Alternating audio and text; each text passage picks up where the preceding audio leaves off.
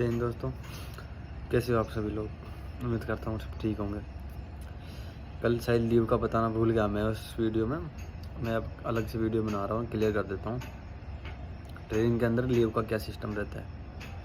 ठीक है, देखो पूरी ट्रेनिंग के दौरान आपको 20 छुट्टी माफ़ रहती है। मतलब जैसे अगर 20 तक आप सिक ले लेते हो, उसमें सारी सिक भी आ जाती है, कोई प्रॉब्लम हो जाती है, अपने सिक हो गए अपन, उसके लिए हो गए आप। ठीक है, तो 20 तक वो अवेलेबल रहती है आपको। मतलब आप अगर 20 तक एब्सेंट हो ट्रेनिंग पीरियड से तो आप रेलीगेट नहीं होते हो। 20 दिन से एक ज़्यादा भी हो गया, मतलब 21 भी हो गया, तो आप हो जाते हो 1 महीने के रेलीगेट। ठीक है, और 20 से फिर 40 दिन तक, मतलब 21 से लेकर 40 दिन तक आप फिर एब्सेंट हो सकते हो। उसके लिए आप होते हैं 2 या 3 महीने के लिए रेलीगेट होते हो। ठीक है, लेकिन अगर फिर 60 तक होता है या फिर 3 महीने के लिए 60 तक रेलीगेट हो जाते हो फिर आप। ठीक है, 20 से 40, 40 से 60 थी। लेकिन 60 से ज़्यादा अगर आप हो जाते हो एब्सेंट ट्रेनिंग पीरियड से, तो भाई आपको फिर अगले बैच के लिए रेलीगेट कर दिया जाता है। ठीक है, और लीव का ऐसा सिस्टम है, अगर आप में घर में मान लो होनी नहीं चाहिए ऐसी कोई भी, लेकिन मान लो अगर इन केस कोई प्रॉब्लम हो जाती है और कोई डेथ हो जाती है, तो भाई आपको प्रॉब्लम नहीं करनी है, टेंशन नहीं लेनी है, आपको छुट्टी मिल जाएगी। ब्लड रिलेशन में होना चाहिए, लेकिन जैसे दादा दादी, मम्मी पापा, भाई बहन, ब्लड रिलेशन होना चाहिए आपका। ठीक है, चाचा वाचा इसमें नहीं मिलेगी। अगर इन्होंने को मैं जियो ठीक है तो उसके लिए दे देता, लेकिन मैं उसके लिए श्योर नहीं हूँ कि उसको आप मिल ही जाएगी। लेकिन हाँ, ब्लड रिलेशन में आपको पक्का छुट्टी मिलेगी। ठीक है, अगर मान लो शादी भी है भैया की बहन की रियल, तो भी मिल जाती है आपको छुट्टी 3-4 दिन की। ठीक है, मतलब उसके अकॉर्डिंग देखते हैं कि इमरजेंसी क्या है, उसके अकॉर्डिंग आपको छुट्टी मिल जाएगी। नो वरी, टेंशन लेने की जरूरत नहीं इस चीज़ में।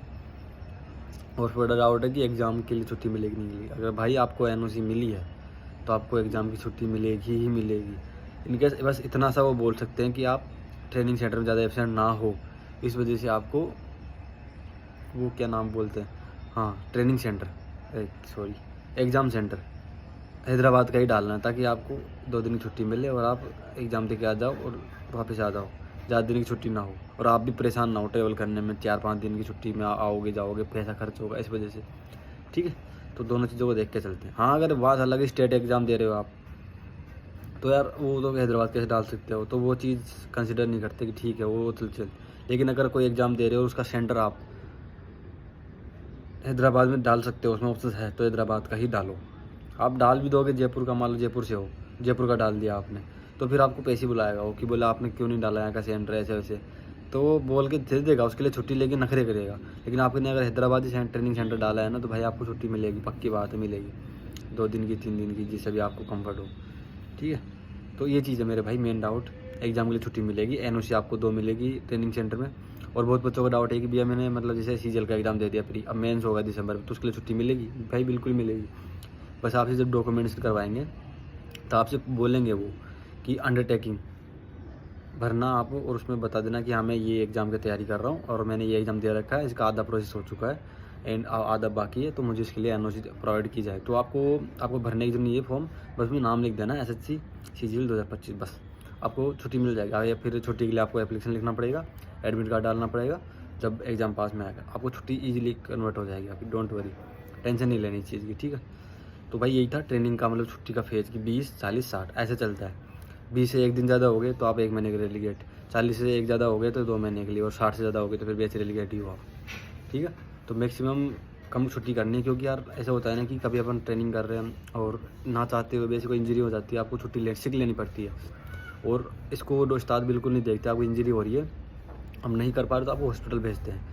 ठीक है, और वो सिक दे देता है 3-4 दिन की, तो आप रेस्ट करते हो, उसके अंदर आपका कुछ नहीं होता, ट्रेनिंग में कुछ भी नहीं होता, आप बस रेस्ट करते हो, रूम में खाना खाते हो और रेस्ट करते हो, कुछ भी नहीं होता आपको। ठीक है, वो आप पता लग जाएगा आपको, अंडर क्लास जाओगे कैसे नहीं जाओगे इस वजह से। और भाई बहुत ज़्यादा डाउट आ रहा है, लेकिन वीडियो नहीं बना पा रहा क्योंकि हेल्थ इशू चल रहे हैं बहुत तगड़े वाले। आंखों में देख रही होंगे कैसे सूजन आ रही है, लेकिन फिर भी बहुत ज़्यादा डाउट आ रहा था, तो मैं बताना ज़रूरी समझा मैंने। ठीक है भाई, और थोड़ा सपोर्ट करो, शेयर करो, सब्सक्राइब करो और लाइक करो। ठीक है, कोई डाउट होता है आपको तो कमेंट करो, या फिर अगर पर्सनल डाउट है कोई, होते हैं बहुत जो शेयर नहीं कर पाते, मेरी इंस्टाग्राम आईडी बेझिझक आप मैसेज करो, आई विल रिप्लाई।